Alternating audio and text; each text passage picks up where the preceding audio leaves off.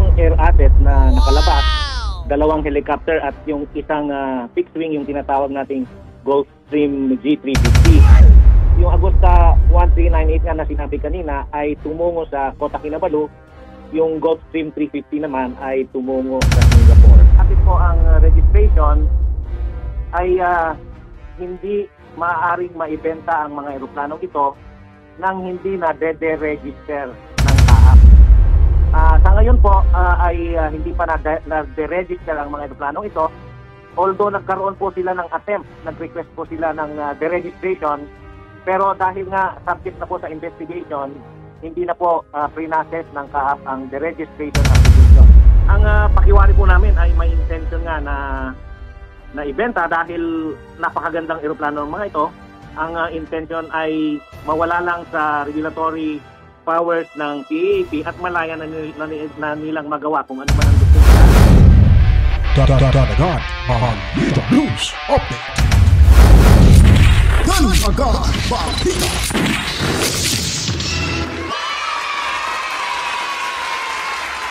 Ay, babalik ko tayo dito ho mga kapitan sa ating munting bahay sa mundo ho ng social media. Danagan Balita Reaction Video News Update. Ngayon po mga kapitan ay ating pong ihatid sa inyo itong nakala po nating impormasyon mula ho sa programa ni Manong Ted at ni DJ Chacha mga kabalitaan, na kung saan po ay naisahan ho ang gobyerno ng Pilipinas ni dating Ako Bicol Representative Zaldi Draculaco mga kabalitaan. Alam nyo kung bakit ho? Dahil yung kanyang tatlong air assets na kung saan po mga kapitan ay di umano'y nakalabas na ho nito ng ating bansa. So ibig sabihin, pinull out ni Zaldi Draculaco para hindi ho ito mabawi ng gobyerno. At ang tanong kung saan ho ito ngayon nakaparking, nakaparada ang tatlong air assets mga kabalitaan. Baka binenta na ho ito sa ibang mga individual kung saan ho ito nakaparking mga kabalitaan, at baka pinalitan na ho ito ng kulay para mas maintindihan at mabigyan ho ng linaw sa ating mga tagapanood ho at inyong lingkod. Pakikinggan ho natin dito ang panayam dito ni Manong Ted at ni DJ Chacha mga kabalitaan sa kanyang bisita ho ngayon sa programa nila mga kabalitaan. Nasa atin ang linya ngayon si Lieutenant General Raul L. Del Rosario, retired. Siya ang Director General ng Civil Aviation Authority of the Philippines o CAAP. Magandang umaga po, General. Magandang umaga po, Sir Ted. Magandang umaga po, Ma'am Serena. Maraming salamat po sa inyong paanyaya. Bumabati po ako sa ating mga tagapakinig. Ay, salamat po at mabuhay po, General. General, yung po munang report po na nakalabas na po ng bansa ang ilang air assets ni dating Congressman Zaldico. Kumpirmado ho ba ito? Totoo po yan. Meron ng tatlong air assets na nakalabas. Dalawang helicopter at yung isang fixed wing, yung tinatawag nating Gulfstream G350. Yung nauna pong nakalabas ay nung August 20, yung isang helicopter, at nung August 16, yung Gulfstream 350. August pa po ito. At yung pangatlong aeroplano naman, yung helicopter na isa pa ay 11 September. Oh, go ahead, yung sir. dalawang helicopter ay yung Agosta 1398 nga na sinabi kanina ay tumungo sa Kota Kinabalu. Yung Gulfstream 350 naman ay tumungo sa Singapore. So yung pong nakabiyahe ng Singapore, ito pong jet na Gulfstream, habang yung helicopters po dito po lamang sa Malaysia. Tama po yun, sir. Opo, okay. Sige po. So sir, sa kabuuan ho ba muna, ilan ho ba ang air assets na iniuugnay kay former Congressman Zaldico? Ang total po ay 10. Merong 4 na nakapangalan sa Mitsubishi Aviation and Development Corporation at merong 2 na nakapangalan naman sa subsidiary ng Mitsubishi Aviation, itong Mitsubishi Resort and Hotel Management Corporation. At meron pang 4 na nakapangalan naman sa Hightone Construction and Development Corporation, na kasama rin sa incorporator si former Congressman Zaldico. Okay, opo. So, sir, dito po sa lumalabas po 10 lahat, ano po? Tama po, yan po yung nasa aming record sa CAAC. Opo. Sa 10 pong ito, ang kumpirmadong nakalabas na po ng Pilipinas ay yung pong Gulfstream jet na nasa Singapore ngayon as we speak, at yung pong 3 helicopter. Dalawa po, dalawang helicopter. Dalawa lang na helicopter. Okay. Opo. Nasa saan po yung iba na mga air assets po, General? Ito pong iba ay nasa iba't ibang hangar dito sa Pilipinas. Nasa record po namin ay nasa Bicol hangar ng Navy.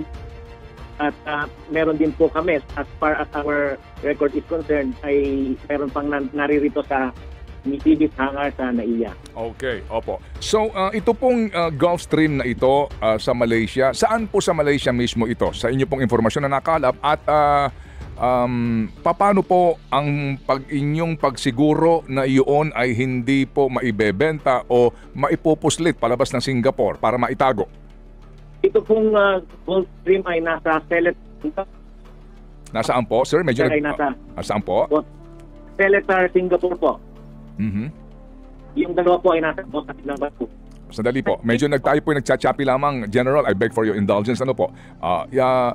Nasaan po sa Singapore yung Gulfstream, sir? Yung Gulfstream po ay nasa Singapore. Sandali. Yung dalawang Agusta 139 ay parehong nasa Bota Kinabalu. Opo. Sandali po lamang, General. Nagpuputol-putol lang po tayo. Sana po, pagpasensyahan niyo po kami. Ayusin lang po namin po yung linya. Opo, para po maayos po ang ating ugnayan. Oo. Okay na ba ang ating linya? Kasi nga, cellphone po ang ating ginagamit. And as we all know, we are in the republic called the Philippines. And the cellphone and the cellular service is always at par. Habang inaantay natin siya, tama ba yung dinig ko? Ayun na, nandyan ulit. Ito, Okay. confirm sorry natin po. ulit yung air Okay, assets. sige. Sir, sorry po. Alright guys, hinto muna tayo dito saglit lang po, no. Magkukomento lang ho tayo. Ito pong si Saldico, mga kabataan, patunay lamang ho ito, itong yung kanyang pagpuslit ho ng tatlong assets, air assets, nasa Malaysia, dalawa, isa sa Singapore, ay hindi ho galing sa kanyang pawis, kumbaga. Dahil kung wala ho itong tinatago si Saldi Dracula ko, mga kabalitaan, kahit anong klaseng investigasyon patungkol ho dito, hindi ho ito matatakot. Hindi ho ito magtatago. At higit sa lahat, mga kabitan, hindi ho ito magre-resign bilang representative ho ng Ako Bicol Party List. Ano po ba yung ikinatatakot dito? Ba't umalis na ng bansa? So, isa lang hong masasabi ho natin yan. Guilty ho siya sa kanyang ginagawa or akusasyon ng karamihang Pilipino na isa sa promotor ng nakawan sa pera ni Juan, mga kabalitaan. Po, nag-ano lang ho tayo, puputol-putol. Gulfstream 350 po, nasaan sa Singapore, sir? Ayon po sa flight plan na pinail nila, nung umalis ay yung Gulfstream 350 nasa Seletar, Singapore. Yung dalawang Agusta 1398 ay nasa Kota Kinabalu, Malaysia. Opo. Ito pong Gulfstream na jet ngayon, nakarehistro pa rin po under the Philippines Aviation. So, ano po ang ating pananggalang na hindi ito ho maipupuslit kaya? Ito, talaga ho bang ito po'y naka-freeze na per AMLAC order? As far as our record is concerned, we are monitoring itong mga movement ng mga aeroplanong ito, pero hindi po kami sure kung meron ng freeze order ang AMLAC. Wala pa po kaming natatanggap na freeze order dito sa CAAP. So magmula ho nang lumabas yung balita na request nila Secretary Vince, wala pang confirmation. Kapag ho ba mayroon ng freeze order officially ang AMLAC, dapat may kopya na po kayo na po. Tama po yun. Sa ngayon po, ang natanggap namin na mga sulat galing sa AMLA ay mag-submit ng mga documentation at records ng eroplanong ito. Ganon din po ang Ombudsman, ang NBI, ang DPWH ay binigyan na po namin ng mga karampatang documentation ng mga eroplanong mga nasabi po. Okay. So ano lang ho ang poder ng CAAP dito? Hanggang saan lang po ang inyong kapangyarihan sa usapin po ng pagsiguro, kung kakayanin po ninyo masiguro, no, na hindi makalabas pa ng Singapore, makaalis pa ng Singapore itong jet na ito at eventually maibenta, ma-dispose? Ang CAAP po, ang regulatory body ng mga eroplanong nakarehistro dito sa Pilipinas. So habang nasa atin po ang registration, ay hindi maaaring maibenta ang mga eroplanong ito nang hindi na de-register ng CAAP. Sa ngayon po ay hindi pa na-de-register ang mga eroplanong ito although nagkaroon po sila ng attempt, nag-request po sila ng deregistration, pero dahil nga subject na po sa investigation, hindi na po pre-process ng CAAP ang deregistration application. Sandali na po mga kabaitaan, bago po kayo magpapatuloy sa panonood, paalala lamang ho ito. Baka po kasi nakaligtaan nyo pong mag-subscribe, subscribe na po kayo para po kayong lahat lagi updated sa mga ganapan mula ho sa mundo ng social media. I-like at i-share nyo na rin po ito kabalitaan. Kailan po nag-apply ng deregistration itong mga kumpanya na nagmamay-ari ng naturang mga air assets? Sir, sa inyo pong opisina, kailan sila nag-attempt? Lahat ho ba nung 10 ay sinubukan na i-deregister? Hindi po. Yung 3 lamang po ang nag-apply for deregistration. Yung una, sir, yung unang helicopter nag-apply. Umalis siya ng August 20 at nag-apply ng deregistration ng 14 September. Yung Gulfstream umalis ng 16 August patungo Singapore at nag-apply ng deregistration noong 18 August. Yung isa pong helicopter na Agusta, umalis noong September for Kota Kinabalu, nag-apply ng deregistration nitong 15 September.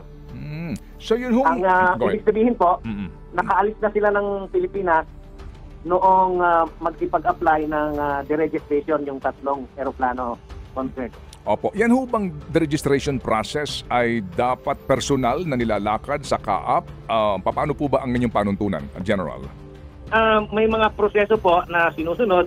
Unang-una, nag-a-apply ng letter of intent na gusto nilang magpa-register. Tapos nag-fill up sila ng yung notarized application form na form ito po ng CAAP at kailangan notarized. Pinipresent nila yung original certificate of registration, original certificate of worthiness. May katibayan po, nabayad sila ng mga fees at saka yung sinasubmit nila yung notarized deed of sale na original at saka clear sa lahat ng derogatory claims, liens, and encumbrances. Yan po yung mga hinihingi ng CAAP.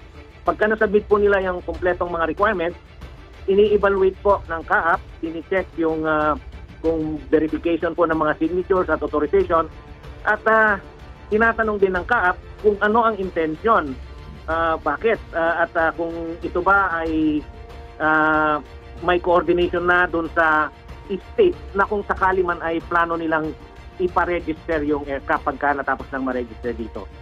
Meron din pong mga situation na ang mga nagpapadiregister ng aircraft ay yung mga talagang wala nang economic value, yung mga scrap na at saka yung mga idodonate sa mga museum o sa mga education purposes. Dito po sa sa mga involved na 3 eroplano, ang pakiwari po namin ay may intention nga na ibenta dahil napakagandang eroplano ng mga ito. Ang intention ay mawala lang sa regulatory powers ng CAAP at malaya na nilang magawa kung ano man ang gusto nila, kung ibenta man o ano pa. So ito po yung mga process at mga requirements sa Manong Ted. Opo. So General po, yung 2 kasing Agusta na helicopter, ito yung pinakamahal sa kanilang air assets. Ito yung pinakamodelo, kumbaga, ano po, General? Pati yung Gulfstream, ano? Tama po. Yung mga bagong eroplano ito at mga talagang mga mamahalin. Opo. Sa listahan ng kanilang mga air assets, ito yung mga pinakamahal at modelo. Kaya sana nga, gusto nilang i-dispose, obviously. So, kumbaga, kapag ikaw magbebenta sa abroad, hihingian ka noong bibili, kung saan may ipaparehistro yan, hihingian ka ng dokumentong ito na clearance, kumbaga, sa local sa ating CAAP. Ano po? Tama po yun. Hihingin ng recipient country yung deregistration certificate na manggagaling sa CAAP. Pag wala po silang maipakitang deregistration certificate na galing sa CAAP, hindi po nila maire-register yung eroplanong yon sa ibang bansa. Opo. Lalabas na colorum, kumbaga, ano po, General, no? Tama po. Meron, kung sakasakali ho ba, meron ba hong pananagutan ang sinumang individual sa labas ng bansa, ano po, nabibili ng mga gantong eroplano o helicopter ng walang karampatang dokumento gaya po nitong deregistration? Sa ating po bang panuntunan, would you know, General?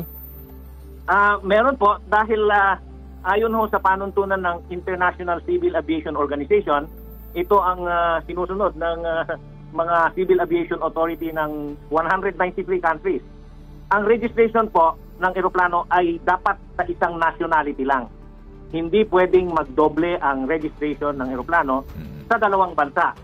Kaya pero pwede pong i-transfer ang registration ng eroplano. Ngayon, kung hindi naman na-register dito sa Pilipinas, talagang hindi pwedeng ma-register sa ibang bansa dahil nga ang nakasaad sa ICAO, International Civil Aviation Organization issuances, isang nationality lang dapat ang mini-maintain ng eroplano. Ayun, opo. General, kapag ho ba maglabas na ng actual freeze order ang AMLAC sa air assets na ito, pwede na bang ano ang disposisyon po ng CAAP dito po sa tatlong air asset po na nasa labas ng Pilipinas? Unang-una po, ang pwede namin gawin ay makipag-coordinate sa Civil Aviation Authority ng mga bansa kung nasaan itong mga eroplano. Ipapahiwatig natin sa Civil Aviation Authority ng Singapore o Malaysia na meron ng freeze order ang gobyerno natin at hihingi tayo ng tulong na i-implement kung ano man ang recovery procedures ng gobyerno po natin. So meaning, abisuhan lang po yung mga CAAP counterpart ninyo sa Singapore at saka sa Malaysia na meron na pong official na freeze order dito yung Anti-Money Laundering Council para lang po tulungan tayo na mapangalagaan yung mga assets na ito na hindi makalipad. Ganun po ba yun, General? Tama po. Pwede nating hilingin na extension ng implementation ng freeze order ng bansa natin ay isakatuparan din ng Civil Aviation Authority ng concerned countries. Opo. Pwede bang gawin ng CAAP na mag-deploy kayo ng inyong mga piloto para sakyan yung mga assets na yan ibalik sa Pilipinas? Is that within your authority? Pwede pong gumawa ng arrangement ang CAAP. Pwede naman pong under supervision ng CAAP yung paglipad ng mga eroplanong ito. At siyempre kasama ang iba't ibang government agencies na magiging involved doon sa recovery. O pwedeng sabihan yung may-ari, yung nakarehistro na iuwi nyo yan sa Pilipinas at sasamahan kayo ng mga CAAP personnel para masiguro lang na talagang uuwi kayo sa Pilipinas. Ganun po. Pwede po. Sa katunayan po, yung oversight jurisdiction ng CAAP sa mga eroplanong ito ay yung annual airworthiness inspection. Binabantayan po kasi ng CAAP every year, tinicheck kung ano yung mga condition ng mga eroplano para tungkol sa safety and maintenance. Opo. Hindi naman to concerned dun sa recovery, pero this could be used to access itong mga eroplanong nasabi. So kung nais po mapanood mga kabitan ang buong interview ho dito ni Manong Ted at DJ Chacha, Lieutenant General Raul Del Rosario, AFP retired mga kabalitaan, panoorin niyo po sa kanilang bahay sa 105.9 True FM mga kabalitaan. Isa lang po yung masasabi ho natin dito na kung bakit ho pinalipad ng, ewan ko lang kung may pagpapahintulot ba ito ng Civil Aviation Authority of the Philippines o kung na CAAP ang pagpuslito ng tatlong air assets ni Saldi Draculaco mga kabitan. Alam niyo po, kung pagbabasihan ho natin yung kanyang pagtatago ho, yung kanyang pag-iwas sa batas ho natin na sana managot ho ito dahil karamihan no sa mga witnesses ay tinuturo isa sa gumagawang pagnakaw ng pera ho ng ating bansa ay itong si Saldico. At kung susundan ho natin, si Saldico hindi gagawa ng hakbang kung wala ho itong pagkukumpas ng mas nakakataas pa ho sa kanya. Sino po bang nakakataas? Maaring tatlo rin po ang taong ating matutukoy ho dito. Maaring oo o maaring hindi. Itong si Liz Satanas, itong si Bonget, at lalo na ho itong si Martin Romualdez Tambuaya mga kabalitaan. Now, balikan natin si Saldico. Si Saldico, kaya siguro biglaan yung pag-alis at pagpapalipad ng kanyang tatlong air assets. Alam niyo po kung ano bang karga ho nun? Napaisip kasi ako Naglalaro yung utak ko. Talagang malikot lang yung utak ko mga kabaitan ngayon. At ngayon ko lang pong naisipan ho ito na baka siguro paglipad ho ng tatlong air assets ni Draculaco ay baka karga niya na ho yung mali-malitang pera, bilyones na pera, baka aabot pa ito ng trilyones, at ito ay ipinuslito diyan sa Singapore at sa saan ba yun? Sa Kota Kinabalu ba yung sinabi niya na hindi ko natuloy na catch up.